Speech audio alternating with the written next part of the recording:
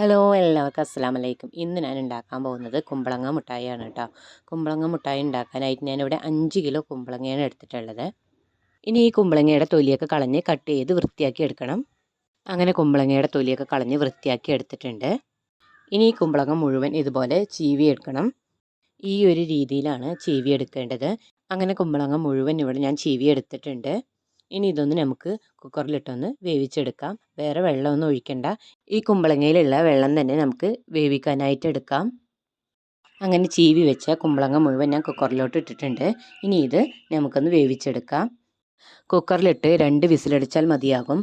എന്നിട്ട് നമുക്ക് അടുപ്പൊന്ന് ഓഫ് ചെയ്ത് വെക്കാം, അതിൻ്റെ എയറൊക്കെ ഒന്ന് പോകുന്നത് വരെ. കുമ്പളങ്ങ മുഴുവൻ ഇവിടെ വേവിച്ചെടുത്തിട്ടുണ്ട്. ഇനി ഇതിൻ്റെ വെള്ളം ഒന്ന് കളയണം. വെള്ളം കളയാനായിട്ട് ഞാൻ ഇതുപോലുള്ളൊരു പാത്രത്തിലോട്ടാണ് കുമ്പളങ്ങ മുഴുവൻ ഇട്ട് കൊടുക്കുന്നത്. അങ്ങനെ കുമ്പളങ്ങ മുഴുവൻ ഞാൻ ഇതിലോട്ട് ഇട്ട് കൊടുത്തിട്ടുണ്ട്. 5 കിലോ കുമ്പളങ്ങ വേവിച്ചിട്ട് ഇത്രയേ ഉള്ളൂ. ഇനി ഇതിലേക്ക് ആവശ്യത്തിനുള്ള ഏലക്ക കൂടി ഒന്ന് നമുക്കൊന്ന് പൊടിച്ചെടുക്കണം. ഒരു 5-6 ഏലക്കയാണ് ഞാൻ എടുത്തിട്ടുള്ളത്. അത് പഞ്ചസാരൻ്റെ കൂടെ ഒന്ന് പൊടിച്ചെടുക്കണം. ഇനി നമുക്ക് മുട്ടായി തയ്യാറാക്കി എടുക്കാം.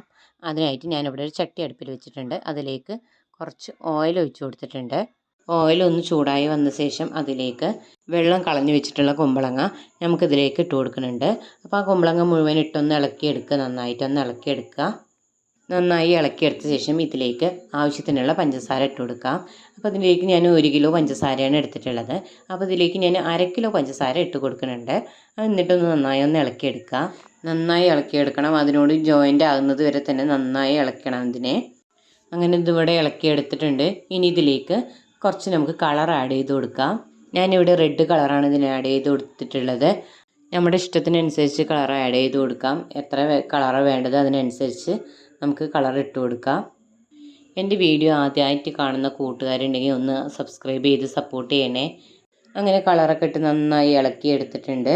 ഇനി നമുക്ക് ഇതിൽ മധുരം പോരാ, അപ്പോൾ കുറച്ചും കൂടി പഞ്ചസാര നമുക്ക് ഇട്ട് കൊടുക്കാം. ബാക്കി 1/2 കിലോ പഞ്ചസാരയും കൂടി ഞാൻ ഇതിലേക്ക് ഇട്ട് കൊടുത്തിട്ടുണ്ട്. ഇനി അതും കൂടി ഒന്ന് നന്നായി ഇളക്കി എടുക്കുന്നുണ്ട്. ഇനി ഇതിലേക്ക് നമുക്ക് മുന്തിരി ഇട്ട് കൊടുക്കാം. അപ്പോൾ മുന്തിരി ഇട്ട് ഇനി അടുത്തത് നമുക്ക് അണ്ടിപ്പരിപ്പും കൂടി ഇതിലേക്ക് ഇട്ട് കൊടുക്കാം. അതും കൂടി ഇട്ട് നന്നായി ഇളക്കിയെടുക്കാം. അണ്ടിപ്പരിപ്പും മുന്തിരിയും വറുക്കാതെ തന്നെയാണ് ഇതിലേക്ക് ഇട്ടിട്ടുള്ളത്. അങ്ങനെ ഇതെല്ലാം കൂടി ഒന്ന് നന്നായി ഇളക്കി എടുത്തിട്ടുണ്ട്. ഇനി നമുക്ക് ഇതിലേക്ക് കുറച്ച് നെയ്യ് ഒഴിച്ച് കൊടുക്കാം. ഇതിന് വേണ്ടി ഞാൻ 100 ഗ്രാം നെയ്യാണ് എടുത്തിട്ടുള്ളത്. അപ്പോൾ ഇതിലേക്ക് കുറച്ചായിട്ട് ഒഴിച്ച് കൊടുക്കുന്നുണ്ട്. എന്നിട്ട് ഇതൊന്ന് നന്നായി ഒന്ന് ഇളക്കിയെടുക്കുക. അങ്ങനെ കുറേശ്ശെയായി ആ നെയ്യ് മുഴുവൻ ഇട്ട് നന്നായി ഇളക്കിയെടുക്കണം.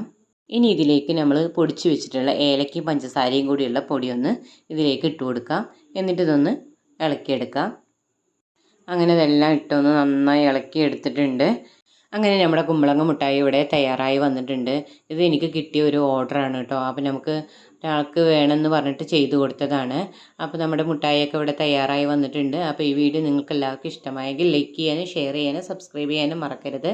അപ്പോൾ നമുക്ക് വീണ്ടും അടുത്ത വീഡിയോയിൽ കാണാം.